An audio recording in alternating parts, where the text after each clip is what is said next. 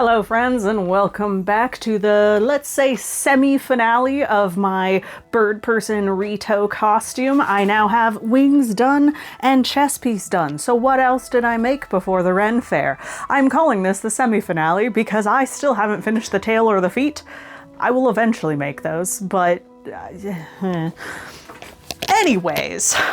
lots of accessories I had to get done to bring this costume to life. So this video is going to go through all of that and then also do a tiny debrief of how the Ren Fair went because it was a whole lot of fun. So let's get into it. First on the list is the beak. I got a new toy as a graduation present, aka this wonderful glow forge, so I am going to be cutting my beak out of leather using it, so it's perfect. Also cutting some feather trinkets because I need trinkets. I love this thing so much. It made such clean cuts and I'm gonna have a perfect beak and I didn't have to poke a bajillion holes. This was a very tiny piece to begin with. It was way less work than the chest piece, but still. Very excited to have laser. Only slight flaw with them is they're a little sooty, but that can be cleaned off. They're washable. Now back to the beak. This is raw leather that I'm gonna need to dye and paint to make it beak colored, but first I have to poke out all of these holes. The laser's not perfect, but I'm just using the blunt backside of a needle and they're coming out pretty easily, and then I took them to the sink and gave them a nice quick rinse. And this worked out pretty well because you're supposed to damp leather before you dye it, so the leather is now damp. It's time to add some dye. As a reminder, I am basing my whole costume off of a red-tailed hawk. This is what their beak looks like. So I am doing a very dark brown base coat. I don't have black dye, so we're doing close enough, and then once that is dry I'll switch to paint. And because I'm multitasking while I'm also here with dye out, I am dyeing this strap blue that is going to be going on a little keychain to hold my feather trinkets. Now for reference, to make sense in this video, this is multiple days of work and I am going to just stick each accessory together to make the video flow correctly. So the next day I am stitching the beak up. This was the only thing I did that day because guess what? I started my new job the same time I was finishing up this costume. So lots to do, but also very tired working full-time job again. Oh well. But once this got all stitched up, I waited until the next day to get to the paint. First up, out comes my handy dandy electric burnisher. I'm going to get the little blue strap I was working on burnished and quickly get that finished up with a rivet and a little hook clip situation. Then with that mini project out of the way, I'm adding more dye to the crease of the beak, letting it dry for a minute, and getting to burnishing that. I'm really hoping this beak turns out not itchy, so I'm going to do my best to burnish all of the edges really well so they're nice and smooth. If I could figure out how to burnish the backside, I would, and hopefully just wearing it eventually smooths it out because it's a little rough. Also at this point, I am getting the strap added onto the beak. I kept it plain undyed leather so it kind of blends into my skin better, and it was also just easier process. Putting them on with rivets to make my life easier, and then adding a buckle onto the back so it is adjustable. Now it is time to finally move on to the paint. So for reference again, bird I am going for. There's a little bit of white right around the edge, and then of course it moves on to yellow. This was a bit of an experiment because I was trying to make the white look blendy. Leather paint doesn't smear or blend very well, so attempts were made. Eventually I took a wet paper towel to it and just tried to water down the damp paint and like blend it into the dye. I think this got me close enough to what I was going for. It just wasn't as easy as I expected. Second side was a little easier because I kind of knew what I was doing, but still, this is not easy to blend. And now that that smear is done, it is time to move on to the yellow and test my skills at symmetry because I have to make a little arc on both sides of the beak that hopefully match. I am trying to be as careful as I can and do this very, very slowly building like forward, and I think it ended up turning out okay. I'm doing a really thin layer to start with, and then I'm going to go in with a few more layers to actually get a nice bold color, which apparently I didn't record. The yellow gets a little smoother and darker, but this is the final result for the beak, and moving on to the next accessory. Now the next accessory is a little leather pouch, which was not in my original design, but I accidentally cut my leather feathers way too tiny, so I needed a pouch to put them in because I couldn't use the hook that I made for that size. I also made larger feathers for the hook, so it's fine. But this is a cool little pouch. It's like a quick, easy one that doesn't require a whole lot of stitching, and I just decided to whip one up because I had some nice soft red leather that I thought would go really well with some of the other accents on my costume. Basically, this pouch just needs a circle of soft leather, a rounded out triangle with a few holes in it, and then, of course, a loop to go on your belt. I was struggling punching these holes because my hole punch has decided to no longer stay lined up. I don't know what was going on, but it was really annoying, so I need a new hole punch.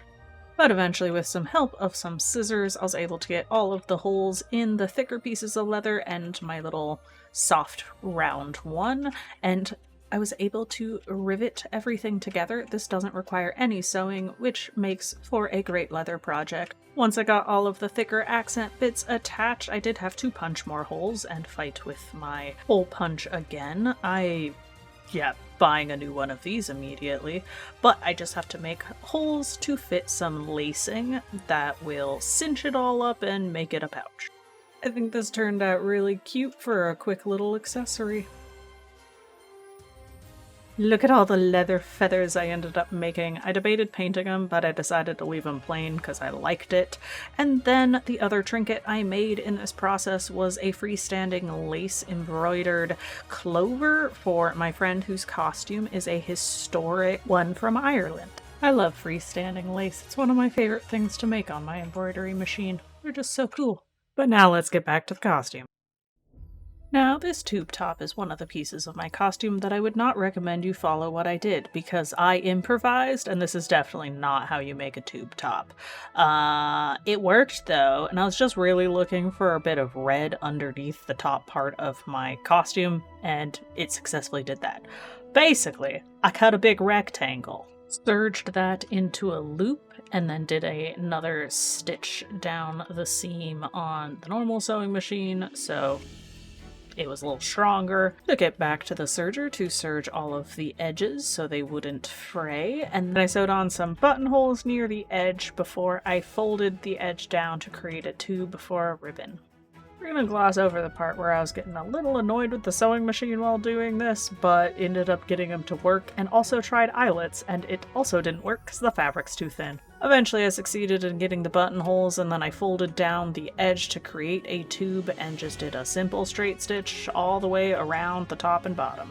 Then it was finally time to thread in the ribbon. I have this really cool tool that makes this super easy. I highly recommend it. And that is the tube top. I decided not to use elastic or stretchy material, both mistakes I should have done. But this worked. I had my red underneath my chest piece, and that's all that mattered.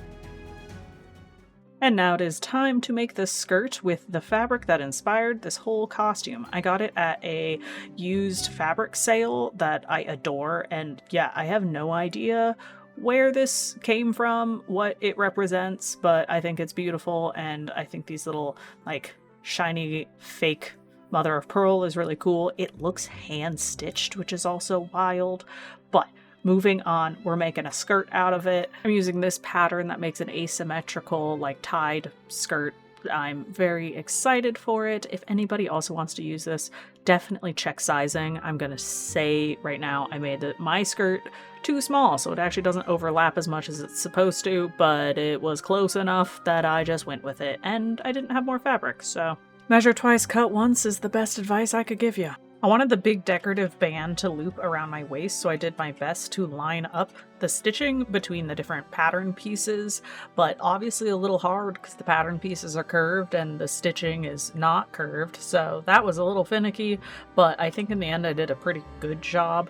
It was also weird that I had to pick out the little glass bits because I couldn't cut on top of them, obviously. I think I broke one, but mostly I just picked them out and flicked them away. This fabric is so pretty. I'm also cutting these little spare bits of the large band, and they're going to be part of my leg wraps. Once I got all of the pieces of the skirt cut out, I went back to the sewing machine serger combo and proceeded to get it all stitched together. I won't go in super depth of this because this is not my pattern and this is not a tutorial.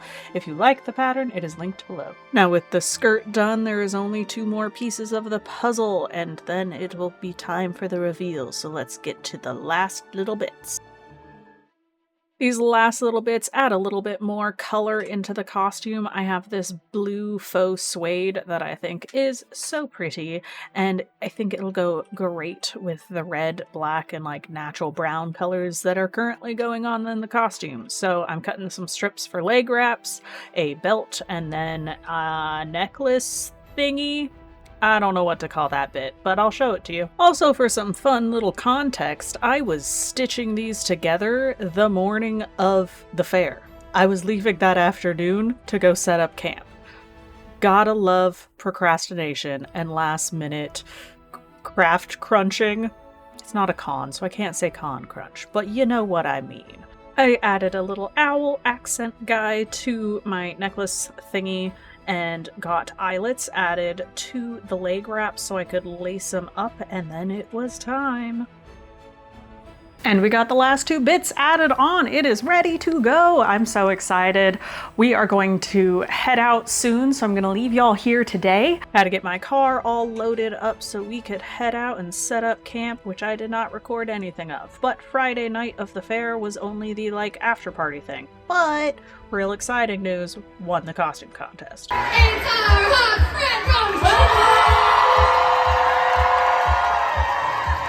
Okay, let's get into the fair. Good morning, y'all. Welcome to the Ren Fair. Come get ready with me, and then I'll finally show you the reveal of my costume all on. While I'm getting this all on, let's talk about a couple other bits that haven't been shown. So the pants I purchased because I never got around to making my own bloomers. They work. I'm pretty happy with them. And then I already had the boots. I'm wearing boots instead of feet because didn't finish those. It's fine. It's still great. And then the last little bit that didn't come up as me making it because I already had them. I did make them, but I made them 2 years ago for my mushroom druid costume, and that is this leather belt and the larger pouch that is already on it. I keep using them because they are great and they work for most of my Ren Fair costumes. But with that, I think I am nearly done. Let's get to the final review.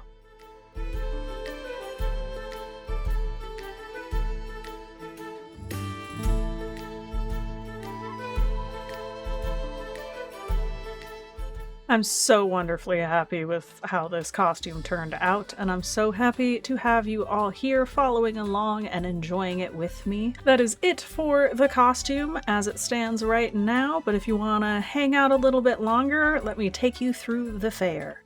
First up, probably the highlight of what I did in this costume was I held a hawk.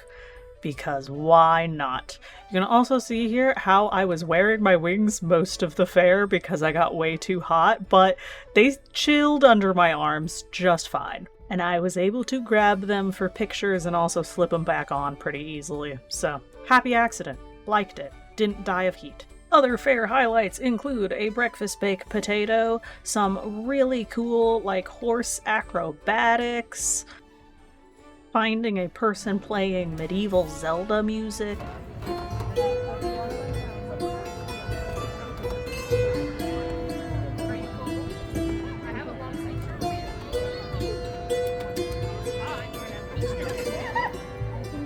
and of course there was plenty of shopping to do, which is one of my favorite parts of the fair.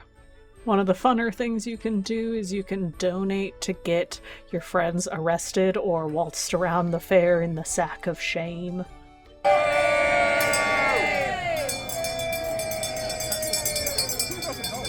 And then for the evening entertainment, we had Jacques the Whipper, which was just exciting. He's a fun guy. There is, of course, more to the fair, but I was living in the moment and not recording a ton. I did have a whole lot of fun playing with my shadow and the wings, but with that, I will bid you guys adieu. Thank you for watching. Like, subscribe, do all the things, watch all the other videos. One day I'll finish the rest of this costume, but until then, I will see you all the next time. Bye!